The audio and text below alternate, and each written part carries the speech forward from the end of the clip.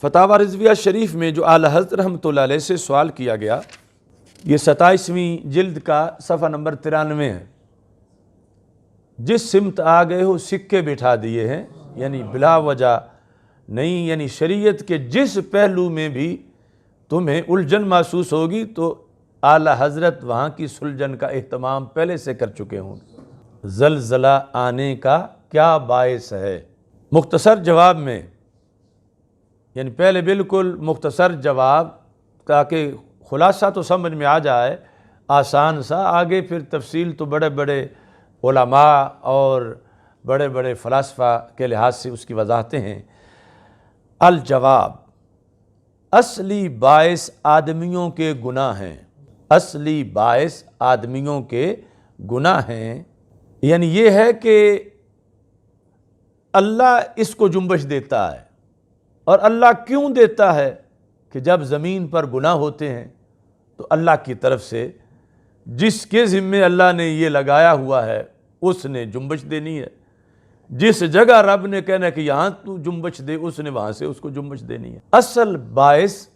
آدمیوں کے گناہ ہیں، اور زلزلہ پیدا یوں ہوتا ہے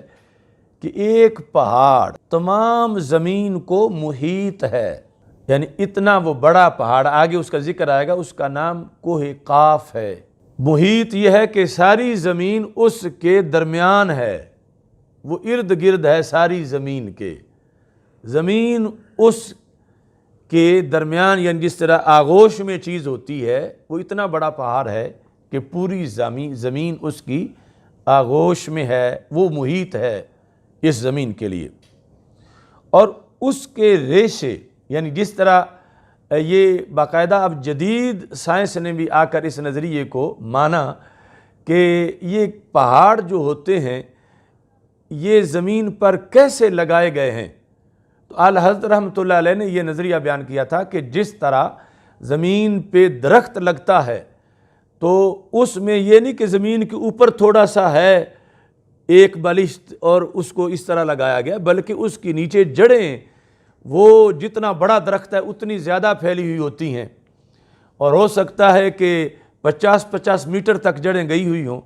وہ اتنا بڑا درخت آندھیوں سے نہیں گرتا کہ نیچے اس کی جڑوں کا پورا ایک نیٹ ورک ہے دور دور تک، اور وہ جڑیں نیچے سے جا کر کئی چیزوں کے ساتھ چمٹی ہوئی ہیں، اور اندر سے یعنی اس کو بہت زیادہ سپورٹ دی گئی ہے۔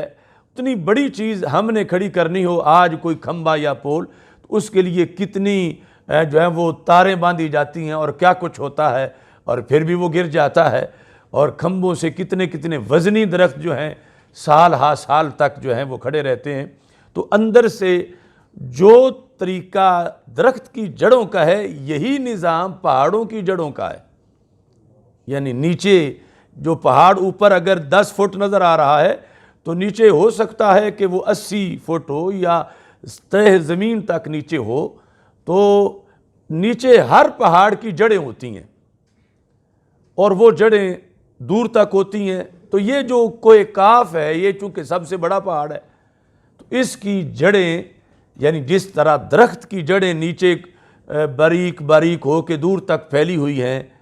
اس طرح کوہ قاف کی جڑیں ساری زمین کے اندر پھیلی ہوئی ہیں، کیونکہ وہ ساری زمین کا محیط ہے۔ اعلیٰ حضرت رحمۃ اللہ علیہ لکھتے ہیں کہ اس کے ریشے زمین کے اندر سب جگہ پھیلے ہوئے ہیں، جیسے بڑے درخت کی جڑیں دور تک اندر اندر پھیلتی ہیں۔ جس زمین پر معاذ اللہ زلزلہ کا حکم ہوتا ہے، یعنی اللہ کی طرف سے، کس کو؟ پہاڑ کو، جو کہ رب کا حکم ہر چیز پر چلتا ہے اور ہر چیز اس کا حکم مانتی ہے، ہر چیز کو اس کے حکم کا سمجھنے کی توفیق ہے۔ یعنی یہ ہمارے لحاظ سے ہے کہ یہ جمادات ہیں، یہ پہاڑ ہیں، یہ ہم بولیں گے تو نہیں سنیں گے، لیکن رب کا حکم ہر چیز مانتی ہے جب اللہ تعالیٰ کی طرف سے جو حکم ہوتا ہے۔ یعنی جب زمین کو حکم ہوتا ہے تو سمٹ جاتی ہے، جب زمین کو حکم ہوتا ہے کہ پھیل جا تو وہ پھیل جاتی ہے، اور جب حکم یہ ہوتا ہے کہ یوں سمٹنا ہے کہ اوپر جو کچھ ہے اس کو گرنے نہیں دینا تو پھر یوں سمٹ جاتی ہے، اور جس وقت یہ ہے کہ اوپر کو بھی حرکت دینی ہے تو پھر ایسا ہوتا ہے